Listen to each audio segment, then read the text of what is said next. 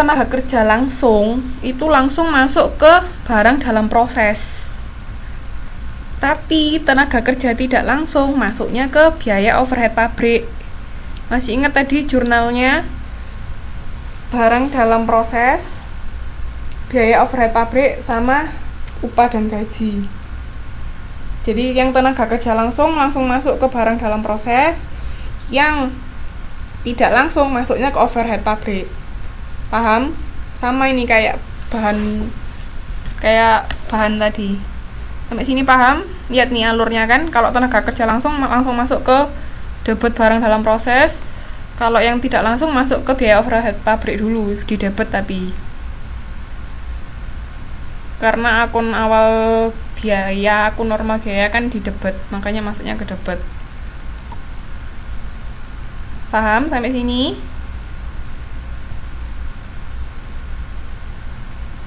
Halo, pahamkah? Nah, paham? Kok Mbak Evi atau ya yang jawab, ya yang lain pahamkah? Ada yang mau ditanyakan? Silahkan kalau mau ditanyakan. Oke, nggak ada ya, langsung ya. Nah, selain bahan tak langsung sama tenaga kerja tak langsung, itu kan ada ada biaya-biaya lain kayak tadi penyusutan gedung. Kita bikin produk kan di dalam gedung toh.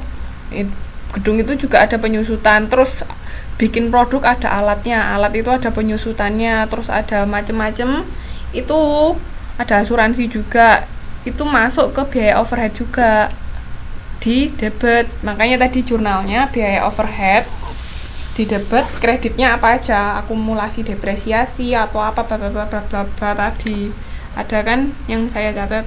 Nah, setelah itu 3 tadi kan semua biaya overhead pabrik itu masuk ke barang dalam proses juga. Makanya jurnalnya tadi biaya barang dalam proses di debit, kreditnya biaya overhead pabrik. Karena kenapa kok biayanya dikredit? Karena biaya sudah keluar dimasukkan ke barang dalam proses. Oke.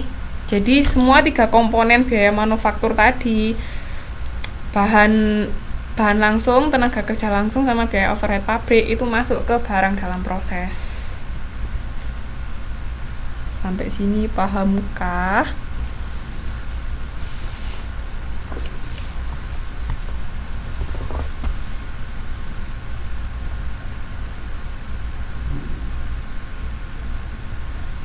Nah, setelah masuk dalam barang dalam proses tadi, ingat yang ini. Sebentar.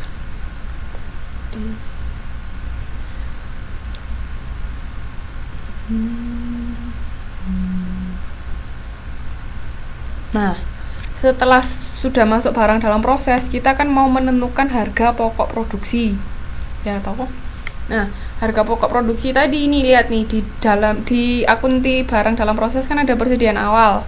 Nah, itu barang dalam proses awal ditambah 3 tadi, pembeli biaya bahan langsung, biaya tenaga langsung, sama biaya overhead pabrik. Dikurangi barang dalam proses akhir kalau ada. Nah, itu namanya harga pokok produksi. Lihat ini, di sebelah kredit kan ada harga pokok produk jadi yang diserahkan ke gudang, yang di halaman 10.32. Nah, itu sudah masuk jadi harga pokok produk jadi. Oke, paham? Nah, harga pokok produk jadi setelah ketemu, atau harga pokok produksi ini, kita kan cari harga pokok penjualan, berapa harga jualnya. Nah, lihat di persediaan barang jadi ada persediaan awal barang jadi ditambah harga pokok produksi dikurangi dikurangi persediaan akhir barang jadi. Itu nanti ketemu HPP-nya, harga pokok penjualannya. Nah, setelah itu baru kita mencatat berapa penjualan kita. Gampang toh? Nggak ada yang harus dihafalkan kan? Cuma dipahami aja. Sampai sini pahamkah? Ada yang mau ditanyakan?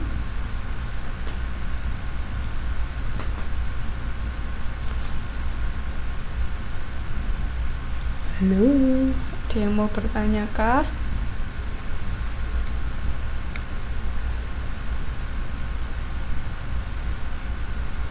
Paham?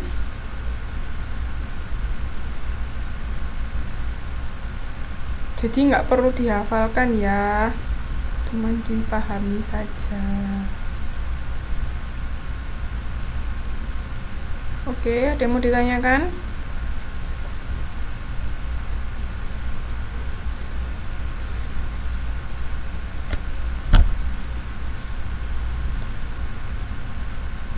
Oke, sip.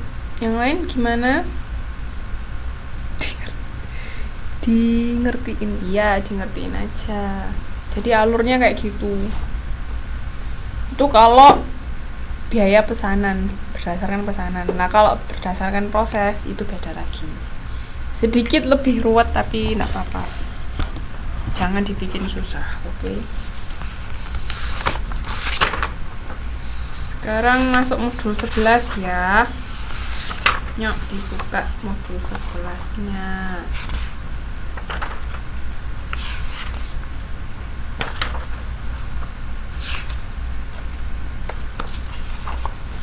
Yang lain ada yang mau bertanya kah?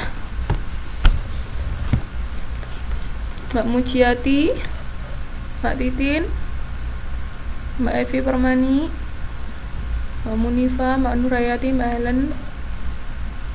Ada yang mau ditanyakan sebelum masuk modul 11?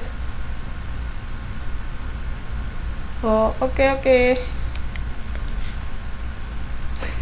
Yaudah, istirahat sebentar ya. Istirahat 5 menit. Oke.